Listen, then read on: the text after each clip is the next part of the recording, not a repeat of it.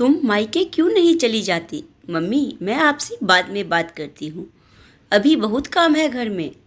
आज माता की चौकी रखी जा रही है घर में। शादी के बाद पहली पूजा है मेरी इस घर में। सारी तैयारी की जिम्मेदारी मेरी ही है।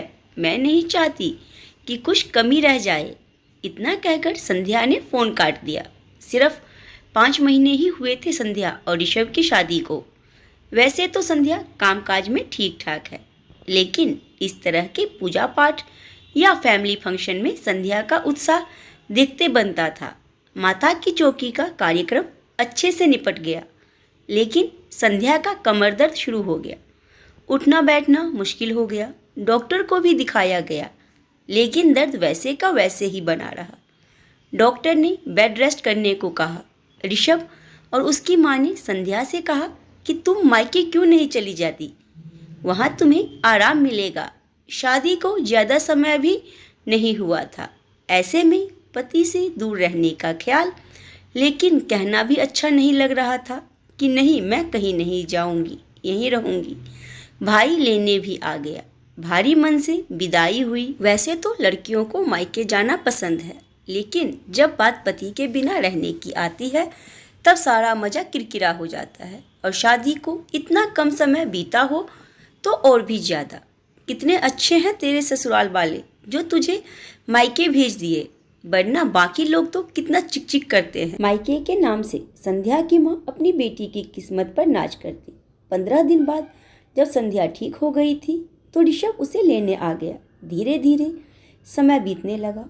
संध्या प्रेग्नेंट हुई। जैसे ही तीसरा महीना चढ़ा, खाना पीना छूट गया। उल्टियाँ, जी चलाना जैसी समस्याएं आने लगी। शरीर भारी भारी लगने लगता। उठती तो लगता उल्टी हो जाएगी। शरीर कमज़ोर हो गया। उसकी हालत देखकर पति और सास ने फिर उसे मायके जाने के लिए कहा। बेटा, वहाँ रहोगी तो आराम रहेगा। डिलीवरी के लिए परेशान ना होना, ऋषभ भी आ जाएगा डिलीवरी के समय। संध्या अपने इस खुशनुमा पल को ऋषभ के साथ बिताना चाहती थी, लेकिन इस बार भी दिल की बात दिल में ही रह गई। अपनी माँ को फ़ोन करके बताया तो माँ भी खुश हो गई। अरे वाह बेटा, मैं कल ही भेजती हूँ तेरे भाई को तुझे लेने के लिए। नज़र ना लगे ऐसे परिवार को, कितना सोचते हैं तेरे बारे में। फिर से संध्या मायके आ गई। बीच बीच में ऋषभ आ जाता मिलने। 6 महीने मुश्किल से कटे और वो दिन भी आ गया जब संध्या ने एक सुंदर बेटे को जन्म दिया।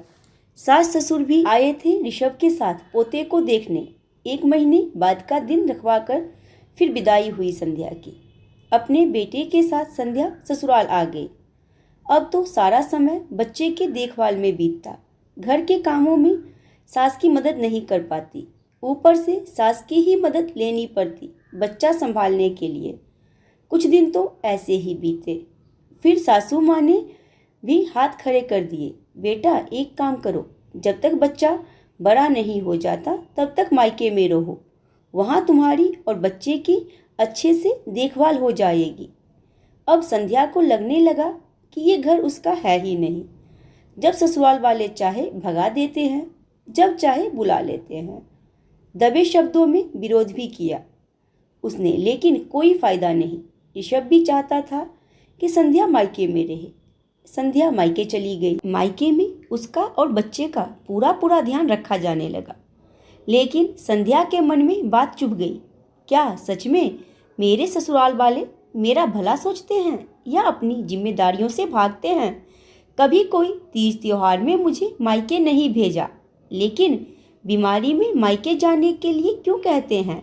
6 महीना मायके में रहने के बाद ऋषभ लेने आ गया।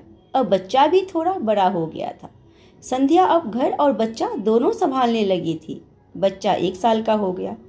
तब से संध्या मायके नहीं गई, न राखी में, न के भी किसी त्योहार में। एक दिन अचानक संध्या के पापा का फ़ोन आया। घबराई आवाज़ में उन्होंने कहा, बेटा, तेरी माँ सीढ़ियों से गिर गई है। मैं हॉस्पिटल में हूँ।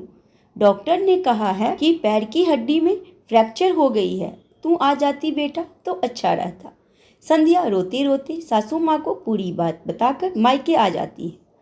3 दिन बाद डॉक्टर संध्या की माँ को डिस्चार्ज कर देते हैं, लेकिन उन्हें आराम की हिदायत देते हैं। 4 दिन बीतने के बाद ऋषभ फ़ोन करके संध्या से कहता है, कल आ रहा हूँ लेने, तैयार रहना। माँ की सेवा के लिए बहुत लोग हैं वहाँ, तुम्हारी ज़रूरत यहाँ ज़्यादा है। ऋषभ की बात सुनकर संध्या को बहुत गुस्सा आया और अब तक वो जो ना कह पाई थी वह सब कह गई। ऋषभ, तुम्हें शर्म है या नहीं? इस बार 4 दिन बाद ही लेने आ रहे हो, ये जानते हुए भी कि मेरी माँ को मेरी ज़्यादा ज़रूरत है। ऐसे तो मेरी हर तकलीफ़ में कहते थे कि तुम मायके क्यों नहीं चली जाती। आज तुम मेरी माँ को इतनी तकलीफ़ होने के बाद भी मुझे वापस लेने आ रहे हो। मेरे मायके वालों ने मेरा हर तकलीफ़ में साथ दिया है, इसलिए जब तक मेरी ज़रूरत यहाँ होगी मैं तब तक यहाँ रहूँगी। और रही बात आने की, तो वो मेरा भी घर है, मेरा जब मन होगा मैं तब आ जाऊँगी, मुझे सिखाने की ज़रूरत नहीं है।